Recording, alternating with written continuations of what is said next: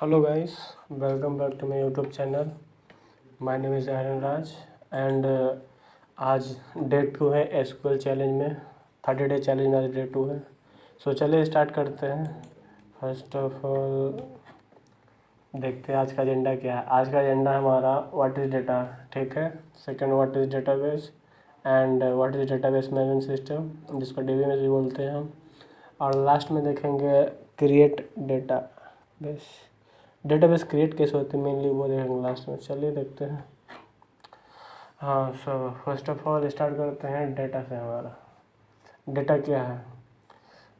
Simple में बताएं तो डेटा एक टाइप का इंफॉर्मेशन है जिसको हम प्रोसेस कर कुछ मीनिंगफुल इंसाइट निकालते हैं। जैसे आपका नाम हो गया, आधार कार्ड हो गया, मोबाइल नंबर, पैन नंबर और मल्टीपल टाइप्स ऑफ इंफॉर्मेशन, जिसे पता चले कि नहीं ये एक्चुअल वही बंदा है जिसे ढूंढा जा रहा है, ठीक है। सो नेक्स्ट देखते हैं डेटा कितने टाइप्स के होते हैं। फर्स्ट स्ट्रक्चर डेटा हो गया। स्ट्रक्चर डेटा मेनली होता है जो भी डेटा हमारे होते हैं वो स्ट्रक्चर्ड फॉर्म में होते हैं, ठीक है। अब इसमें तो 0 1 0 1 दिया हुआ है, ये तो बाइनरी फॉर्म है। नेक्स्ट अनस्ट्रक्चर्ड डेटा होता है। एक ही फाइल के अंदर multiple types of data like mail हो गए, ये हमारे इमेजेस, म्यूजिक या एक्सेट्रा एक्सेट्रा जो भी वीडियोस वगैरह, या अनस्ट्रक्चर्ड डेटा मतलब अनअरेंज्ड वे।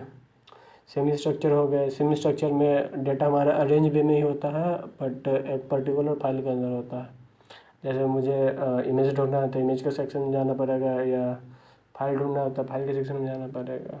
ये होता है सेमी स्ट्रक्चर जिसमें अरेंज वे में होते हैं डेटा।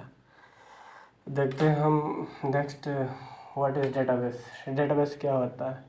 आइए सिंपल में बताएं तो डेटाबेस एक टाइप का कंटेनर है जिसके अंदर हम डेटा को ऑर्गेनाइज्ड वे में स्टोर करते हैं, ठीक है, जिसको डेटाबेस बोलते हैं।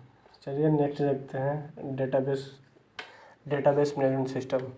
सो ये डेटाबेस मैनेजमेंट सिस्टम जिसको DBMS भी बोला जाता है शॉर्ट फॉर्म में। सो DBMS क्या होता है? DBMS is a software that allow user to create, read, update and delete data in a database। मतलब DBMS एक टाइप का सॉफ्टवेयर है जो कि अलाउ करता है यूज़र को क्रिएट करने के लिए, अपडेट, रीड, डिलीट करने के लिए डेटा के अंदर क्या डेटाबेस। सो चलिए देखते हैं डेटाबेस कितने टाइप्स के होते हैं। मेनली डेटाबेस 2 टाइप्स के होते हैं। एक रिलेशनल डेटाबेस होता है, एक नो एसक्यूएल होता है, मतलब नॉन रिलेशनल डेटाबेस, इसको नो एसक्यूएल भी बोलते हैं।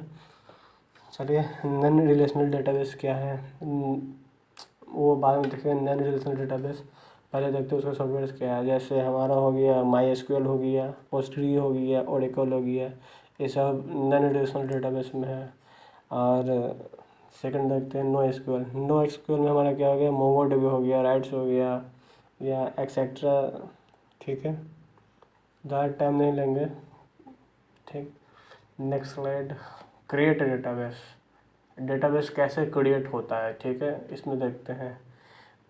मतलब डेटाबेस क्रिएट का सिंटेक्स होता है क्रिएट डेटाबेस और डेटाबेस नेम।